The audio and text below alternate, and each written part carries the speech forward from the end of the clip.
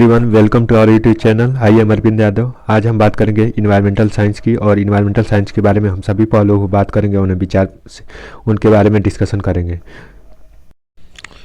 Video शुरू करने से पहले माँ सरस्वती का आशीर्वाद लेते हैं और उसके बाद वीडियो शुरू करते हैं। तो पर्यावरण के बारे में अध्ययन करते हैं। पर्यावरण, तो पर्यावरण को अगर देखा जाए तो पर्यावरण के एक हिंदी और अंग्रेजी। तो पर्यावरण की अगर हम बात करें पॉइंट की, जैसे कि हमारा नया डेवलपमेंट क्या हुआ।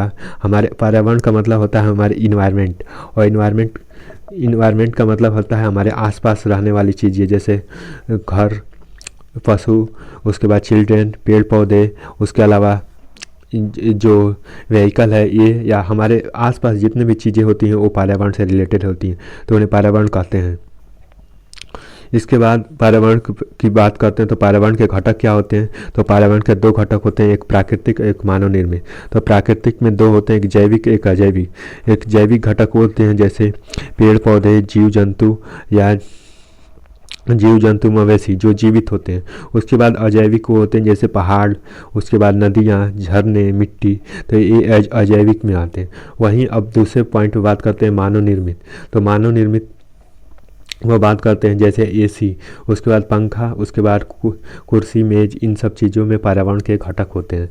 तो प्राकृतिक घटक, तो पर्यावरण के दो घटक होते हैं, प्राकृतिक जैविक और दूसरा अजैविक।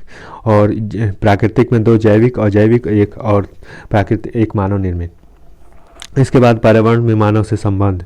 तो पर्यावरण और मानव के संबंध क्या हैं इसके बारे में बात करते हैं। काल, संबंध और नाम। तो आखेट काल, पशुपालक काल, उसके बाद कृषि काल और औद्योगिक काल। तो इन अलग अलग चरणों में कैसे विकास हुआ इसके बारे में आगे पढ़ेंगे। तो काल के साथ कैसे कैसे विकास हुआ इनके बारे में पढ़ेंगे।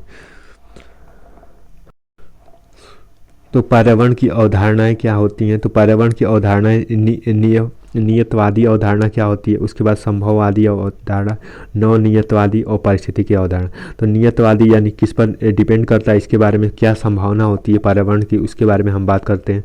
उसके बाद नवनियति अवधारणा, तो नया नियम क्या होता है उसके बारे में अवधारणा। और पारिस्थितिकी मतलब हमारे आसपास इकोसिस्टम में कौन कौन सी चीज़ अवधारणा है उसके बारे में हम डिटेल में बात करते हैं। तो पारिस्थितिकी यानी इकोलॉजी, परिस्थिति का तंत्र मतलब इको मतलब हमारे आसपास, और लॉजी मतलब अध्ययन। तो इस आसपास क्या है, जैसे फैक्ट्री, मकान, बिल्डिंग और जंगल, उसके बाद वेजिटेबल, एग्रीकल्चर फील्ड, इन सब को परिस्थितिकी तंत्र कहते हैं। यानी हमारे आसपास आने वाली चीज़ों को परिस्थितिकी तंत्र के नाम से जाना जाता है। उसके बाद पर्यावास और निवास। तो पर्यावास जैसे एक मतलब एक टेम्पररी जो कि आवास होता है, और निकेत जो मतलब एक वेल प्लान्ड प्लेस होता है, उसे निवास बोलते हैं। तो ये कैसे कैसे काम करता है इसके बारे में बात करते हैं। तो पारिस्थितिकी तंत्र क्या होता है, हमारे आसपास होने वाली पारिस्थितिक घटनाओं, जैसे टेम्परेचर, कहीं ज़्यादा गर्मी तो कहीं ज़्यादा ठंड, तो हमारे पारिस्थितिकी तंत्र इन सब चीज़ों पर डिपेंड करता था। उसके बाद पारिस्थितिकी तंत्र के प्रकार क्या होते हैं। तो पहला प्राकृतिक, दूसरा मानव निर्मित। और प्राकृतिक में दो, एक जैविक और एक प्राकृतिक, जैविक एक अजैविक। तो जैविक में जैसे पेड़ पौधे, जीव जंतु आते हैं, उसी के अलावा अजैविक में जैसे नदी, झील, झरना आते हैं। उसके बाद मानव निर्मित जैसे टीवी और ये सब आ जाता है। उसके बाद पारिस्थितिकी तंत्र के घटक क्या होते हैं। तो पारिस्थितिकी तंत्र के घटक होते हैं, जैविक में उत्पाद होता है, उपभोक्ता होता है, अवघटक होता है। तो परितंत्र के दो घटक होते हैं, उत्पाद, उपभोक्ता, अवघटक। उत्पाद क्या है, तो उत्पाद एक जैसे एक पेड़ है, पेड़ पौधा, पत्ती, ये सब उत्पाद होते हैं। उसके बाद उपभोक्ता क्या होता है, पेड़ पौधे या सजीव मतलब पेड़ पौधे, इन सब चीज़ों को कौन खाता है। तो उपभोक्ता जो खाता है, जैसे बकरी, हिरण या शेर, इन सब चीज़ों को खाता है। उसके बाद उपभोग, तो उपभोग कौन करता है, तो जैसे उनको उपभोग जैसे बैक्टीरिया या अपघटक क्या होता है, पहले चीज़ की उत्पाद होगा, उत्पादक होगा, जैसे पेड़ पौधे आते हैं। उसके बाद उपभोग होगा, उनको कौन खाएगा। उसके बाद उनका क्षरण होगा यानी अपघटक होगा, तो जीव जंतु, बैक्टीरिया और इन सब को ख़त्म करेंगे। उसके बाद अजैविक घटक क्या होता है। तो अजैविक घटक एक भौतिक कारक होता है, एक कार्बनिक कारक, एक कार्बनिक कार्बन।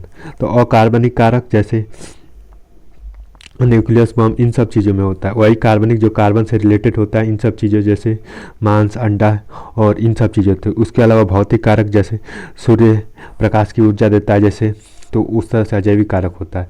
अगर खाद्य श्रृंखला की बात करते हैं अब, खाद्य श्रृंखला जैसे एक चूहा है, तो चूहा को कौन खाएगा? चूहा किसका भोजन है? तो स्नेक का है। और जैसे अगर यहाँ से श्रृंखला को ऐसे शुरू करें, जैसे एक घास है, तो घास को कौन खाएगा? तो घास को ग्रास हॉपर यानी ग्रास हॉपर खाएगा। उसके बाद ग्रास हॉपर को कौन खाएगा? लिजार्ड। और लिजार्ड को कौन खाएगा? सांप खाएगा। उसके बाद अगर ग्रास हॉप को लिजार्ड नहीं खाता तो उसके बाद फ्रॉग खाएगा, और फ्रॉग को कौन खाएगा? स्नेक। और उसके अलावा जो ईगल होता है, तो ये सांप का भोजन, सांप को कौन खाता है? तो ईगल खाता है। उसके बाद माउस को कौन खाता है? तो स्नेक खाता है। तो यानी खाद्य श्रृंखला एक दूसरे पर डिपेंड रहती है। जैसे ग्रास, और जैसे ग्रास हॉपर पर डिपेंड है, उसके बाद ग्रास हॉपर लिजार्ड पर डिपेंड है, फ्रॉग ग्रास हॉपर पर डिपेंड है, और फ्रॉग डिपेंड है स्नेक पर, और माउस डिपेंड है स्नेक पर, और ईगल डिपेंड है स्नेक पर। तो इस तरह से एक खाद्य श्रृंखला में एक दूसरे पर डिपेंड रहते हैं। उसके बाद खाद्य जाल, जैसे खाद्य जाल है जैसे कि जीव जंतु हैं, जैसे ये हारी एग्रीकल्चर होते हैं। एग्रीकल्चर को कौन खाएगा? तो ये गाय खाएगी। उसके बाद इस गाय उसके बाद गाय को के दूध को कौन खाएगा? तो आदमी खाएगा। उसके बाद जैसे सियार है, तो सियार को कौन खाएगा? तो सांप खाएगा। उसके बाद मेमना को कौन खाएगा? जैसे कुत्ते को कौन खाएगा? तो ये खाएगा। उसके बाद हिरण को कौन खाएगा? तो ये खाएगा, बाघ खाएगा। तो इस तरह से अलग अलग जीवों को एक दूसरे पर डिपेंड रहते हैं उस तरह से। और वही ये हिरण क्या खाएगा? तो वो इसका खाद्य श्रृंखला फूड है। इसके बाद ऊर्जा के पिरामिड कैसे होते हैं? तो ऊर्जा के पिरामिड ऐसे अप डाउनवर्ड बढ़ते हुए होते हैं।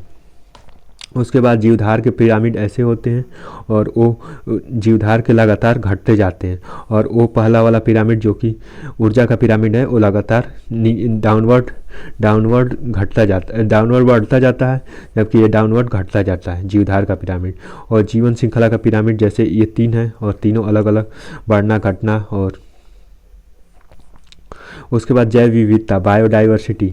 तो जैव विविधता क्या है? तो जैव विविधता अलग अलग डाइवर्सिटी, जैसे कहीं बारिश तो कहीं पेड़, तो इन सब चीज़ों की अलग अलग डाइवर्सिटी होती है। जैसे कि नाव चलाना, कुत्ता, उसके बाद फिश, उसके बाद एक्वेटिक जीव, उसके बाद अलग अलग चीज़ें होती हैं, तो जैव विविधता में आती है। जैव विविधता के संरक्षण के बारे में बात करेंगे, तो जैव विविधता का कैसे संरक्षण करें, कैसे क्रिएचर और प्राणियों की रक्षा करें, इसके बारे में हम बात करते हैं। उसके बाद जैव विविधता की शर्तें क्या होती है? तो जैव विविधता की शर्तें होती हैं कि हमें कौन कौन सी शर्त फॉलो करती है, जैसे वाटर पॉल्यूशन कम करना है, उसके बाद पानी इन्वायरमेंटल कंडीशन को मेंटेन करना है। उसके बाद जैव विविधता के क्षेत्र क्या होते हैं? जैसे उत्तरी ध्रुव और दक्षिणी ध्रुव, तो ये पोल एरिया होता है, और पोल एरिया पर काफ़ी ज़्यादा ठंड रहती है, तो वहाँ पर कौन सी चीज़ें पाई जाएंगी? उसके बाद उत्तर शीतकटिबंध, उत्तरी ध्रुव, दक्षिणी ध्रुव। उसके बाद बीच में विषुवत रेखा होती है। उसके बाद अपर की बात करें तो अपर नॉर्थ ईस्ट में, नॉर्थ ध्रुव की तरफ कर्क रेखा होती है। उसके बाद साउथ में मकर रेखा होती है, और ये शीतोष्ण कटिबंध होता है, और ये उत्तरी शीतोष्ण कटिबंध होता है। विषुवत रेखा उष्ण कटिबंध होता है। और इनकी अगर डिग्री की बात करें तो उत्तरी ध्रुव पर 66 डिग्री, 66 सही 1/2 डिग्री उत्तरी होता है। वहीं दक्षिणी ध्रुव की बात करें तो दक्षिणी शीत कटिबंध की बात तो 66 सही 1/2। उसके अलावा मकर रेखा के अक्षांश की बात करें तो 23 सही 1/2 दक्षिणी होता है। वही कर्क रेखा 23 सही 1/2 उत्तरी होता है, और उष्ण कटिबंध 0 होता है। उसके अलावा हम अगर ऐसी लाइनें होती हैं तो इसे देशांतर कहते हैं, और अगर हॉरिजॉन्टल लाइन लॉन्गिट्यूडनल लाइनें होती हैं तो इसे ऐसी लाइनें होती हैं तो इसे देशांतर कहते हैं। उसके बाद इसे अक्षांश कहते हैं। उसके बाद जैव विविधता के प्रकार, तो जैव विविधता के प्रकार होते हैं आनुवांशिक, प्रजापति और समुदाय परितंत्र। इन तीन चीज़ों पर डिपेंड करता है। जैव विविधता के मापन, तो अल्फा मापन, बीटा मापन और गामा मापन, इन तीन चीज़ों से मापा जाता है जैव विविधता को। उसके बाद जैव विविधता ह्रास के कारण तो जैव आवासों का विनाश और बिखराव होता है, इन जीवों को अवैध शिकार होता है। उसके बाद प्रदूषण कैसे बढ़ता है, इसके कारण होता है बाह्य प्रजातियों का प्रवेश होता है, स्थानांतरित कृषि के कारण होता है, प्राकृतिक कारण होता है। तो जैव विविधता के नुकसान होने के कारण है जैसे आवासों का निर्माण, तो आवास का कंस्ट्रक्शन होता है तो वहाँ पर जितने फल ट्री होते हैं उन्हें काट के बनाया जाता है जिससे उनका नुकसान होता है। उसके बाद वन्य जीवों का अवैध शिकार कर दिया जाता है जिससे उस जीव की प्रजाति को संकटग्रस्त हो जाती है, उन्हें उनसे नुकसान होता है। उसके बाद प्रदूषण के लगातार बढ़ने से जल प्रदूषण, वायु प्रदूषण, ध्वनि प्रदूषण, अलग अलग प्रदूषण बढ़ने से, रेडियो एक्टिव प्रदूषण से हमें जैव प्रजातियों को नुकसान होता है। उसके बाद बाह्य प्रजातियों का निवेश, जैसे किसी भी स्पेशल प्रजाति पर किसी पार्टिकुलर प्रजाति का इंटर कर जाने से उस वहाँ की एक स्पेशल पार्टिकुलर स्पेसीज का नुकसान हो जाता है। उसके अलावा स्थानांतरित कृषि यानी झूम कृषि जिसे बोलते हैं, वो एक फर्टिलाइज को करने के बाद फिर दूसरे प्लेस पर करती है, इसके बाद तीसरे प्लेस पर करती है, तो 1 बाई 1 करने से इन्हें नुकसान होता है, तो वहाँ से नुकसान होता है। उसके बाद प्राकृतिक कारण यानी आर्टिफिशियल कारण भी होते हैं जैसे कि मृदा अपरदन, उसके बाद फ्लड आना, उसके बाद लैंडस्लाइडिंग यानी भूस्खलन होना, उसके बाद सुनामी, उसके बाद भूकंप आना, ये भी जैव विविधता को प्रभावित करने वाले कारण हैं। उसके बाद जैव विविधता के हॉट स्पॉट क्या होते हैं, कहाँ कहाँ से आता है। उसके बाद जैव विविधता के हॉट स्पॉट की संख्या, पर्यावरण के प्रमुख आंदोलन, जैसे बिश्नोई आंदोलन कब हुआ था तो इसके बारे में हम बात करेंगे डिटेल में। चिपको आंदोलन, तो चिपको आंदोलन कहाँ हुआ था तो उत्तराखंड में, जो पहले जब हुआ था तो उत्तर प्रदेश में थे। और चिपको आंदोलन के कौन थे तो सुंदरलाल बहुगुणा इसके चिपको आंदोलन के थे, नेतृत्व किया था। उसके बाद शांति घाटी आंदोलन हुआ था। उसके बाद जंगल बचाओ आंदोलन भी फेमस है।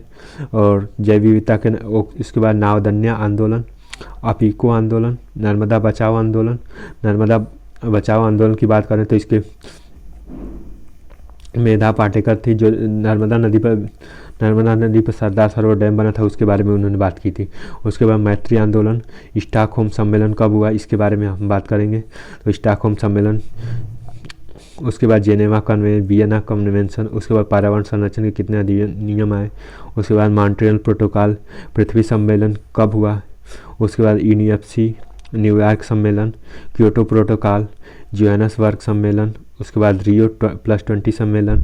उसके बाद पेरिस जलवायु सम्मेलन। उसके बाद COP26 जो सम्मेलन अभी हुआ उसके बारे में बात करेंगे। उसके बाद महत्वपूर्ण संस्थान जैसे IUCN, international union conservation of nature की बात करेंगे, international union conservation of nature. उसके अलावा विश्व मौसम विज्ञान संस्थान, तो विश्व मौसम विज्ञान संस्थान का हेडक्वार्टर है जेनेवा, और जेनेवा यहाँ पर मौसम से संबंधित चीज़ों के बारे में बात की जाती है।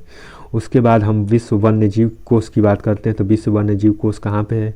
उसके बाद संयुक्त राष्ट्र पर्यावरण कार्यक्रम कब होता है इसके बारे में डिटेल में करेंगे। उसके बाद अवनयन, पर्यावरण के और प्रदूषण क्या कारण है, तो प्रदूषण कैसे होता है, किस तरह से होता है, इन सब चीज़ों के बारे में। जैसे प्रदूषक कौन है, जैसे कि CO है, उसके बाद कार्बन फ्लोरोकार्बन है, उसके बाद कार्बन मोनोऑक्साइड है, इस तरह से हैं।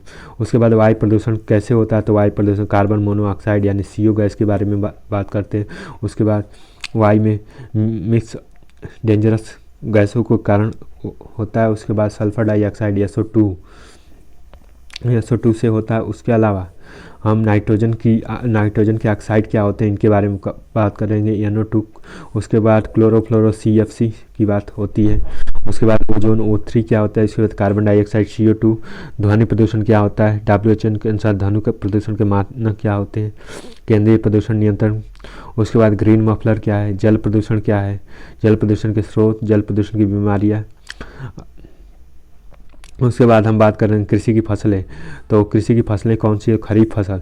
तो खरीफ फसल कब होती है, खरीफ फसल धान, बाजरा, मक्का, कपास, ज्वार और सनई, इन सब, सोयाबीन, इन सब खरीफ फसलें होती है। उसके बाद रबी फसल कब होती है, तो रबी फसल में गेहूँ, जौ, चना, सरसों, बीन्स, आलू, राई, तम्बाकू आदि होते हैं। उसके बाद जायद फसल होता है कद्दू, खरबूज, लौकी, टमाटर, सूरजमुखी इत्यादि।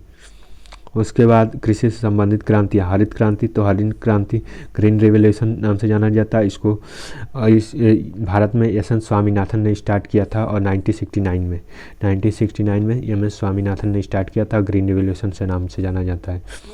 उसके बाद श्वेत क्रांति यानी वाइट रिवोल्यूशन, और इसको स्टार्ट किया था वर्जिन कुलियर ने। नीली क्रांति ये रिलेटेड है मछली से। उसके बाद पीली क्रांति सरसों और मस्टर्ड ऑयल के लिए। उसके बाद लाल क्रांति रिलेटेड है टमाटर उद्योग से। उसके बाद गोल क्रांति आलू से रिलेटेड है। उसके बाद भूरी क्रांति ये उर्वरक से है। उसके बाद रजत क्रांति, उसके बाद गुलाबी क्रांति, उसके बाद हरित सोना क्रांति, उसके बाद बादामी क्रांति, स्वर्ण रेखा, वाइट गोल्ड क्रांति, ये सारी क्रांतियाँ हुई हैं। उसके बाद ग्रीन गोल्ड, मराठनी, सेफ्रान क्रांति, इंद्रधनुष क्रांति में सारी क्रांतियों को ऐड कर दिया जाता है। और लाल पीली हरी, तो ये इंद्रधनुष में 9 रंग होते हैं और 9 रंगों को, इंद्रधनुष में 7 रंग होते हैं, 7 रंगों को जोड़ के ये क्रांति बना। उसके बाद सदाहर क्रांति। उसके बाद मेला, तो मेला ददरी मेला जैसे बलिया में लगता है, महाकुंभ मेला प्रयागराज में लगता है, रामनगरी मेला फर्रुखाबाद में, बटेश्वर मेला आगरा में, सरधना मेला मेरठ में, नौचंडी मेला केरल मेरठ में। उसके बाद कंसवध मेला हमीरपुर, हरिदास जयंती मेला मथुरा में, सोरो मेला कासगंज। उत्तर प्रदेश के सर्वाधिक मेला महत्वपूर्ण और सबसे कम पीलीभीत के में लगता है। एशिया में सबसे बड़ा पशु मेला हरिहर क्षेत्र मेला सोनपुर बिहार में लगता है। उसके बाद सैयद सलाहर बहराइच में, ढाई माह मेला शाहजहाँपुर में, परिक्रमा मेला सीतापुर में, देवी पाटन मेला बलरामपुर, कजरी मेला महोबा, नकटैया वाराणसी में, रथ यात्रा मेला वाराणसी में, खिचड़ी मेला गोरखपुर में, पुष्कर मेला अजमेर में। तो ये सारे इंपॉर्टेंट मेला जो उत्तर प्रदेश के हैं इन सबको यहाँ पर लिस्ट किया गया है। उसके बाद भारतीय रेलवे का विकास, तो भारतीय रेलवे का विकास अगर भारत में रेलवे की शुरुआत 16 अप्रैल 1853 में हुआ था और मुंबई से थाने के बीच में हुआ था। और पहली बार रेलवे 34 किलोमीटर चली थी और उसमें उस समय लाल डलहौजी थे भारत के। उसके बाद भारत के प्रमुख इस्पात संगठन, तो भिलाई इस्पात संगठन छत्तीसगढ़ में, टाटा स्टील लिमिटेड जमशेदपुर झारखंड में, राउरकेला उड़ीसा में, बोकारो इस्पात संगठन झारखंड में, दुर्गापुर इस्पात पश्चिम बंगाल में, इफ्को इस्पात वर्नलपुर पश्चिम बंगाल में, सलेम इस्पात तमिलनाडु में, विश्वरैया इस्पात कर्नाटक में, विशाखापट्टनम मध्य प्रदेश में। इसके अलावा हम उत्तर प्रदेश की जानकारियों की बात करें तो उत्तर प्रदेश का राजकीय पशु क्या है, तो बारहसिंघा है। उसके बाद राजकीय भाषा क्या है, तो हिंदी है। राजकीय पक्षी, राजकीय वृक्ष, राजकीय खेल, राजकीय चिन्ह, राजकीय पुनर्गठन और प्रथम महिला राज्यपाल की बात करें तो प्रथम महिला राज्यपाल अगर उत्तर प्रदेश की बात करें तो सरोजनी नायडू हैं। प्रथम मुख्यमंत्री सुचेता कृपलानी है। प्रथम महिला मुख्यमंत्री सुचेता कृपलानी है। उसके बाद उत्तर प्रदेश की जनजातियों के बारे में बात करें तो उत्तर प्रदेश की जौनसारी, बारूद, सहरिया, खरवार, बुक्सा इत्यादि। उत्तराखंड में थारू, जनसंघिया, बुक्सा, खरवार, संथाल इत्यादि। भील जनजाति कोलू, बाजरा, सहरिया, मुंडा, उरवाह। और हिमाचल प्रदेश में गद्दी, गुर्जर, भेटिया। अंडमान निकोबार में अंडमानी, सेंटिलेंजा, जरवा, स्पेन, कोरू हैं। उसके बाद अधिवास जहाँ निवास स्थान होता है, परावैंगनिक किरणें, जो एक सूर्य की परावैंगनिक किरणें आती हैं अल्ट्रावायलेट रे से और इन किरणों को रोकती है ओजोन लेयर, तो ये होता है। उसके बाद वन्य जीव संरक्षण कब आया, उसके बाद संवैधानिक प्रावधान कब आए। उसके बाद वन रिपोर्ट 2019 की बात करें तो सर्वाधिक वन वृद्धि करने वाले 5 राज्य कर्नाटक, आंध्र प्रदेश, केरल, जम्मू कश्मीर और हिमाचल प्रदेश। तो ये टॉप 5 डिक्रीजिंग आर्डर में है, तो सबसे ज़्यादा कर्नाटक वृद्धि करने वाला है। उसके बाद क्षेत्रफल की दृष्टि से सर्वाधिक वनावरण करने वाले 5 राज्य मध्य प्रदेश, अरुणाचल प्रदेश, छत्तीसगढ़, उड़ीसा, महाराष्ट्र हैं। तो क्षेत्रफल की दृष्टि से 5 जो बड़े राज्य हैं ये हैं। उसके बाद सर्वाधिक वनावरण प्रतिशत वाले राज्य, तो पहला नंबर मिजोरम, उसके बाद अरुणाचल प्रदेश, मेघालय, मणिपुर, नागालैंड। उत्तर प्रदेश कुल वनावरण 14,806 किमी है जो कि 6.5% है। उसके बाद राष्ट्रीय वन नीति कब आई, तो राष्ट्रीय वन नीति 1952 में आई और इतने लाख 1 हेक्टेयर हैं और इतने लाख हेक्टेयर का टारगेट है। उसके बाद वन्य जीव संरक्षण अधिनियम की बात करें तो 1972 में आया, जिसमें कुल 6 सूचियाँ हैं, कुल 7 अध्याय और कुल 66 धाराएं हैं। उसके बाद भारत का प्रथम राष्ट्रीय उद्यान, तो भारत का प्रथम राष्ट्रीय उद्यान काजीरंगा नेशनल पार्क है, काजीरंगा नेशनल पार्क, जो कि उत्तराखंड में स्थित है। फूलों की घाटी उत्तराखंड में। भारत का सबसे बड़ा राष्ट्रीय उद्यान हेमिस राष्ट्रीय उद्यान होता है। भारत का सबसे छोटा राष्ट्रीय उद्यान साउथ बटन आयरलैंड में है। उसके बाद भारत का सबसे बड़ा वन्य जीव अभ्यारण्य, उसके बाद दुधवा राष्ट्रीय उद्यान 97, दुधवा नेशनल पार्क कहाँ पे है, तो यूपी में है। उसके बाद चंद्रप्रभा वन्य जीव 1977 में, किशनपुर वन्य जीव अभ्यारण्य 1973 में इसे वन्य जीव अभ्यारण्य बनाया गया था। रानीपुर वन्य जीव अभ्यारण्य बादा और चित्रकूट में स्थित है, जिसकी स्थापना 1977 में। तेंदुआ, बाघ, सांभर और चील, काला वृक्ष आदि में पाए जाते हैं। महावीर स्वामी वन्य जीव अभ्यारण्य 1977 में ललितपुर में स्थित, यह मृग, सुअर इत्यादि पाए जाते हैं। राष्ट्रीय चंबल वन्य जीव 1979 में इटावा में, घड़ियाल, मगर, चिकारा इत्यादि पाए जाते हैं। कैमूर वन्य जीव अभ्यारण्य मिर्जापुर, सोनभद्र पर्वत श्रृंखला और चिकारो इत्यादि होते हैं। सोहागी वर्वा वन्य जीव अभ्यारण्य 1987 महाराजगंज में, तेंदुआ, बाघ, कोबारो आदि में पाए जाते हैं। कछुआ वन्य जीव अभ्यारण्य 1989 में वाराणसी में स्थित है, यहाँ कछुए, गंगा डॉल्फिन इत्यादि जीव पाए जाते हैं। उसके बाद पटना वन्य जीव अभ्यारण्य में गीदड़, खरगोश, नेवला इत्यादि पाए जाते हैं। चंद्रप्रभा वन्य जीव उत्तर प्रदेश के सबसे पुराना वन्य जीव विहार है। हस्तिनापुर वन्य जीव विहार मुजफ्फरपुर उत्तर प्रदेश में सबसे बड़ा वन्य जीव अभ्यारण्य है। महावीर स्वामी वन्य जीव विहार ललितपुर उत्तर प्रदेश का सबसे छोटा वन्य जीव विहार है। पटना पक्षी विहार उत्तर प्रदेश का सबसे छोटा पक्षी विहार है। इराविकुलम राष्ट्रीय उद्यान केरल में है। राष्ट्रीय उद्यान गुजरात में होता है। ग्रेट हिमालय राष्ट्रीय उद्यान हिमाचल प्रदेश में होता है। कान्हा राष्ट्रीय उद्यान उत्तर प्रदेश में। काजीरंगा राष्ट्रीय उद्यान असम में। केवलादेव राष्ट्रीय उद्यान राजस्थान में। उसके बाद किश्तार राष्ट्रीय उद्यान जम्मू कश्मीर। पन्ना राष्ट्रीय उद्यान मध्य प्रदेश। उसके बाद नौकरदेव राष्ट्रीय उद्यान मेघालय। राजाजी राष्ट्रीय उद्यान उत्तराखंड और उत्तराखंड की कैपिटल है देहरादून। देहिंग पटकई राष्ट्रीय उद्यान असम में। उसके बाद रायमोना राष्ट्रीय उद्यान असम में।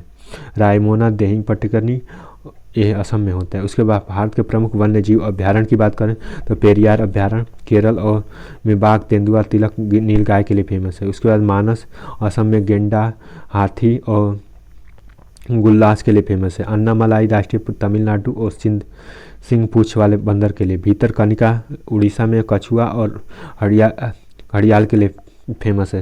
भीतरकनिका उद्यान। उसके बाद जलपदा अभ्यारण्य पश्चिम बंगाल हाथी, बाघ और गोंड के लिए। नागार्जुन सागर आंध्र प्रदेश में होता है। उसके बाद चिल्का उद्यान उड़ीसा साउथ बक्स में होता है। उसके बाद दाची गांव अभ्यारण्य जो जम्मू कश्मीर में होता है। जम्मू कश्मीर में हंगुल, मृग और कला में होता है। उसके बाद महावीर अभ्यारण्य गोवा, भालू, तेंदुआ के लिए प्रसिद्ध है। कान्हा अभ्यारण्य मध्य प्रदेश में चीतल, काला, मृग, बारहसिंगा। कान्हा मध्य प्रदेश में चीतल, काल, मृग, बारहसिंगा। उसके बाद सुंदरबन कहाँ पे है तो पश्चिम बंगाल पे, जहाँ पे गंगा और ब्रह्मपुत्र नदियाँ मिलती हैं वहाँ सुंदरबन का डेल्टा बनाता है। यहाँ पर मैंग्रोव की वनस्पतियाँ ज़्यादा पाई जाती हैं। उसके अलावा बाघ, चीतल और जंगली सुअर होते हैं। उसके बाद शांत घाटी केरल, बाघ में तेंदुआ पाए जाते हैं। इसके बाद हम आते हैं जैव मंडल आरक्षित क्षेत्र, तो नंदा देवी उत्तराखंड में होता है। उसके बाद नौकरदेव मेघालय में। डिब्रू सखोवा असम में। उसके बाद कच्छ का रण गुजरात में होता है। तो जैव विविधता मंडल के नंदा देवी उत्तराखंड में, नौकरदेव मेघालय में, डिब्रू सखोवा असम में और कच्छ का रण गुजरात में। इसके बाद हम वन्य जीव संस्थान की बात करते हैं तो भारतीय प्राणी विज्ञान सर्वेक्षण कोलकाता में, पारिस्थितिकी विज्ञान सर्वेक्षण बेंगलोर में, भारतीय वन प्रबंधन संस्थान भोपाल में, गोविंद बल्लभ पंत अल्मोड़ा में, भारतीय वन्य जीव संरक्षण देहरादून में, Indian institute of ecological and environment नई दिल्ली में, भारतीय राष्ट्रीय अभियांत्रिक अनुसंधान नागपुर में, केंद्रीय मंत्री स्रोत संस्थान इज्जतनगर में, Bombay natural history society Mumbai में। प्रमुख भारतीय अधिनियम तो पर्यावरण अधिनियम स्थापना, तो भारतीय वन अधिनियम 1977, भारतीय वन्य जीव अधिनियम 1972, जल प्रदूषण निवारण अधिनियम 1974, वन संरक्षण अधिनियम 1980, वायु प्रदूषण निवारण 1981, पर्यावरण सुरक्षा अधिनियम 1986। उसके बाद प्रमुख परियोजनाएं, तो प्रमुख परियोजनाएं की बात करें जैसे शेर परियोजना 1972 में आई, बाघ परियोजना 1973 में, चीता और गेंडा परियोजना 1987 में आई, हाथी परियोजना 1992 आई। फिर से रिपीट करते हैं, शेर परियोजना 1972 में, बाघ परियोजना 1973 में, हिम हिम हिमचिता और गेंडा परियोजना 1987 में। उसके बाद हाथी परियोजना 1992 में। उसके बाद हम बात करेंगे सौर मंडल की। तो सौर मंडल क्या है? पृथ्वी, सूर्य। तो सौर मंडल में पहले हम सूर्य की बात करते हैं। तो सूर्य का व्यास है 1,39,002 13,90 तो 13920 किमी है। उसके बाद केंद्र का तापमान 15 मिलियन डिग्री सेंटीग्रेड है। उसके बाद पृथ्वी की अधिकतम दूरी 15.21 करोड़ किमी है। उसके बाद पृथ्वी से न्यूनतम दूरी 14.70 करोड़ है। सूर्य सूर्य की आयु 5 मिलियन वर्ष है। राष्ट्रीय मंडल रासायनिक संगठन 71% हाइड्रोजन और 26% हीलियम पाया जाता है। उसके बाद ग्रह की बात करें तो ग्रह क्या होता है? तो ग्रह के पास खुद का प्रकाश नहीं होता, वो दूसरे के प्रकाश से चमकता है। सूर्य से पृथ्वी की दूरी, आंतरिक ग्रह, बाह्य ग्रह, आकार के आधार पर अगर बात करें तो बृहस्पति, शनि, अरुण, वरुण, शुक्र, मंगल, बुध हैं। उसके बाद पृथ्वी की बात करें तो पृथ्वी परिभ्रमण से 23 घंटे 56 मिनट 4 सेकंड होते हैं और परिक्रमण 365 दिन 5 घंटे 48 मिनट 46 सेकंड में लगाता है। और 4 साल पे ये जो एक्स्ट्रा समय 5 घंटे 48 मिनट 46 सेकंड, ये अगर 4 सालों में जोड़ते जाते हैं तो एक दिन बन जाता है। एक दिन को 366 दिन होता है, उसे लीप ईयर बोलते हैं। उसके बाद सूरज से पृथ्वी तक पहुँचने में लगा समय लगभग 8 मिनट होता है, 8 मिनट। और लाइट की स्पीड होती है 3 × 10⁸ मीटर पर सेकेंड। वहीं साउंड की स्पीड होती है 332 मीटर पर सेकेंड। तो इसलिए जब बिजली चमकती है तो लाइट पहले आ जाती है और साउंड बाद में आता है। और सूर्य से पृथ्वी तक प्रकाश पहुंचने में लगा समय 8 मिनट होता है। चंद्रमा से दूरी 3,84,400 किमी होती है और चंद्रमा पृथ्वी का उपग्रह है। और पृथ्वी की गतियाँ, तो 21 जून की स्थिति उत्तरी गोलार्ध में सबसे बड़ा दिन होता है। उसके 22 दिसंबर को दक्षिणी गोलार्ध में सबसे बड़ा दिन होता है। 21 और 23 दिसंबर को भूमध्य रेखा और सूर्य की सीधी पड़ती है। उसके बाद 180 डिग्री यामोत्तर पर अंतर्राष्ट्रीय तिथि मानक यानी इसे 82.12 डिग्री ईस्ट में भारत का इंटरनेट मानक समय स्थापित किया गया है। इसके अलावा जैसे बात करें कि गोलार्ध की तो ये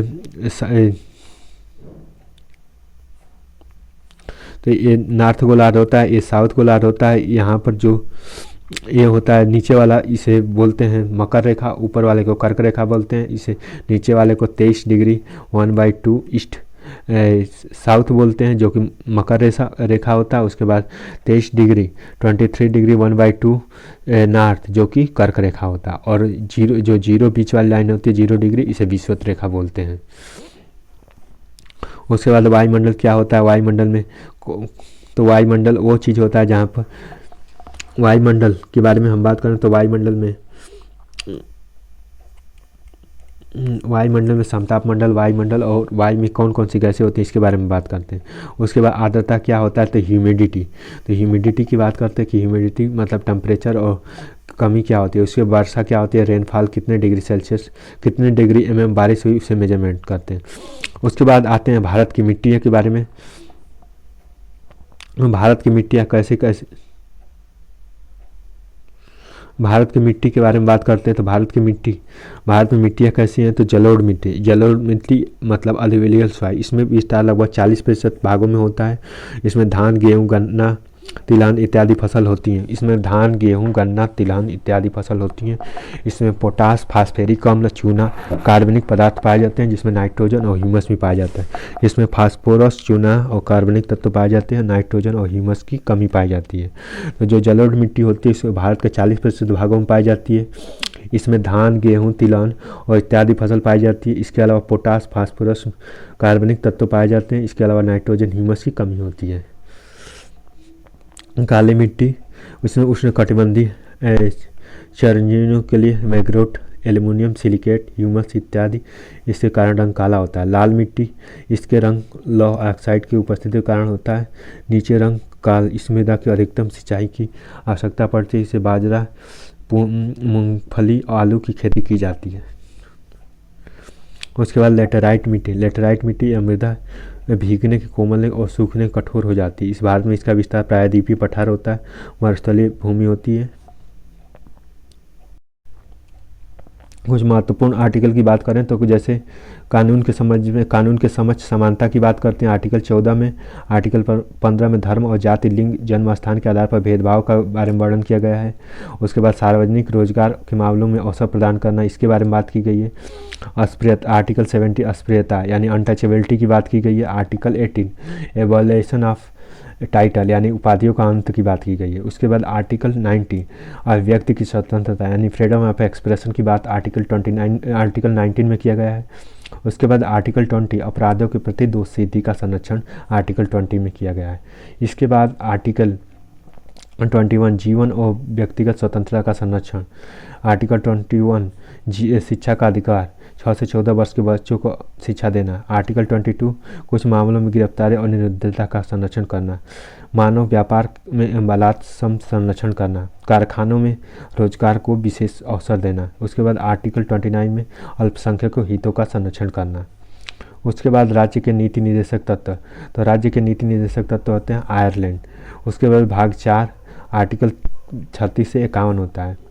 39 में समान न्याय और निःशुल्क कानूनी सहायता होता है। उसके बाद आर्टिकल 40 ग्राम पंचायत का संगठन। आर्टिकल 41 काम का अधिकार, शिक्षा और सार्वजनिक सहायता। और आर्टिकल 40 नागरिकों के लिए समान नागरिक संहिता। आर्टिकल 45 6 से 14 साल के बच्चों को या 6 से कम आयु के बच्चों को शिक्षा देना। उसके बाद आर्टिकल 50 न्यायपालिका और कार्यपालिका का अलगाव यानी separation of judicially, executive and legislative, तो इसकी बात की गई है। उसके बाद मूल कर्तव्य फंडामेंटल ड्यूटी, तो फंडामेंटल ड्यूटी स्वर्ण सिंह कमेटी के रिकमेंडेशन पर किया गया था और स्वर्ण सिंह कमेटी 1976 में 42 कॉन्स्टिट्यूशनल अमेंडमेंट में इसे ऐड किया गया था और इसको एडॉप्ट किया गया था रसिया से और भाग 4 क में जोड़ा गया था। उसके बाद आर्टिकल 51A में जोड़ा गया। उसके बाद सरदार स्वर्ण सिंह कमेटी की रिकमेंडेशन थी यानी सिफारिश थी और उस समय 10 जोड़े गए थे और 11वां 86 संविधान संशोधन में जोड़ा गया था यानी टोटल फंडामेंटल ड्यूटी 11 है और जब बना था उस समय 10 थी। इसके बाद संविधान संशोधन, तो संविधान संशोधन कैसे होता है, तो संविधान संशोधन की बात भाग 20 में की गई है और आर्टिकल 368 में। और आर्टिकल 368 संविधान के संशोधन के बारे में बात करता है। साधारण बहुमत क्या होता है, नए राज्यों के पदेन, हिसाब, विधान परिषद, निर्माण, संसद सदस्यों के वेतन भत्ते, नागरिकता की प्राप्ति होती है। विशेष बहुमत राष्ट्रपति को निर्वाचन, इसकी प्रक्रिया और उच्च न्यायालय में संसद राज्यों के प्रति प्रतिनिधि पर 368 के संशोधन की स्वयं बात की गई है। उसके बाद आपातकालीन संबंध की बात की गई है तो जर्मनी से लिया गया है आपातकालीन इमरजेंसी पावर। आर्टिकल 352 आपातकाल की घोषणा। आर्टिकल 356 राज्यों के राष्ट्रपति शासन, यानी अगर आर्टिकल 352 है यानी नेशनल इमरजेंसी और अगर आर्टिकल 356 में स्टेट इमरजेंसी की बात की गई है। और उसके अलावा आर्टिकल 360 में फाइनेंशियल इमरजेंसी यानी बात की गई। आर्टिकल और पहले जो दोनों हैं ये दोनों एडॉप्ट जर्मनी से किए गए हैं जबकि वित्तीय इमरजेंसी ये जापान से एडॉप्ट किया गया है। तो इस तरह से कॉन्स्टिट्यूशनल मतलब इस तरह से आपातकालीन संबंध होते हैं। तो आर्टिकल 352, 356 और 360 जो कि वित्तीय इमरजेंसी और राज्यों की इमरजेंसी और नेशनल इमरजेंसी की बात करता है। तो thank you so much for watching this video. Have a nice day.